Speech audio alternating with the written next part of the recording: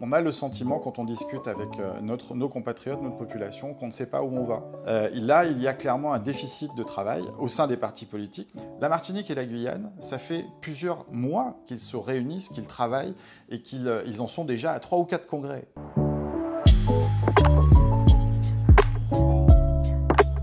Dans le contexte politique actuel, il y a une défiance entre les citoyens et leurs représentants. Et cette défiance, clairement, elle pose une difficulté au moment d'aborder ces questions cruciales. Il faut être crédible.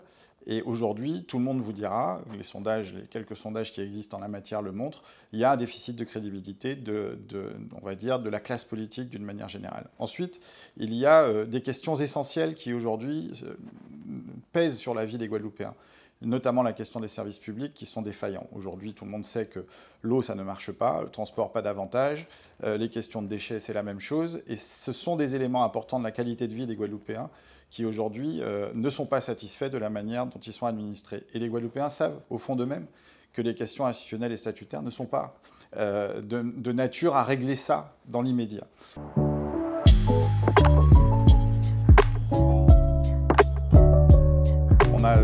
On a le sentiment, quand on discute avec nos compatriotes, notre population, qu'on ne sait pas où on va, qu'il n'y a pas un cap affiché clair, qu'il n'y a pas une ambition qui se présente comme un projet collectif susceptible d'emmener toute la population, ou en tout cas une bonne partie de la population, vers un objectif qu'on se fixerait. Et donc, les questions institutionnelles et statutaires, elles rentrent un peu dans ce cadre où justement on ne voit pas trop où on veut aller. Comment on recrée du lien ? Déjà en essayant de se concentrer, c'est peut-être une chance que nous offre ce congrès, en parlant des politiques publiques, dans le cadre des demandes qui sont formulées au niveau du gouvernement, comment rendre nos politiques publiques plus efficaces. Toute la difficulté est que ceux qui demandent à rendre les politiques plus efficaces sont parfois ceux qui sont à l'origine de l'inefficacité. Donc il faut que tous, on se transcende.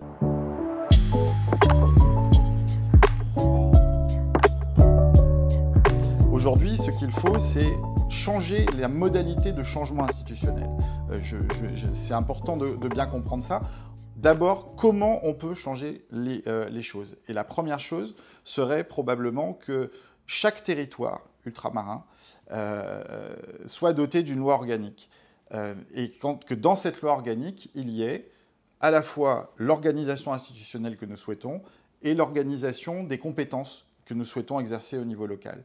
Et une fois que cette loi organique a été élaborée, à la fois avec nos parlementaires, avec le Parlement à Paris, avec les forces politiques locales, d'envisager de la soumettre dans son ensemble, avec justement la possibilité que tout le monde sache où on veut aller, qu'est-ce qu'on veut mettre sur la table, et que cette loi organique, comme ça a été fait en Corse en 2003, soit soumise à approbation de la population. Comme ça, pas ni chat en sac encore, le chat là qu'a sorti de sac là, et on voit très clairement l'objectif.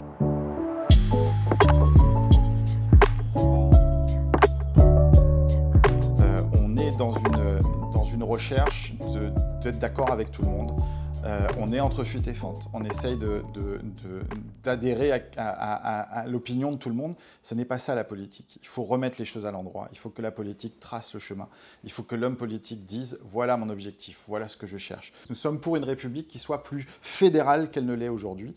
Et c'est pour ça que nous disons que ce pays a vocation, s'il le souhaite demain, et s'il arrive à créer les conditions pour qu'un projet et un objectif émergent, d'avoir son drapeau, d'avoir son hymne, comme la Polynésie au sein de la République, pour justement valoriser son identité au sein de la République. Et nous sommes à côté du drapeau français, nous sommes pour qu'il y ait demain un drapeau guadeloupéen qui aura été accepté et validé par tous. Et ça, c'est un débat qu'il faut que nous ayons. Et il faut que nous soyons capables de dire que nous sommes d'accord, pas d'accord, qu'il y ait une discussion. Aujourd'hui, le monde politique ne doit pas être dans l'attente, il doit être dans la proposition, il doit être dans la recherche d'une ambition qui fédère le plus possible autour de lui.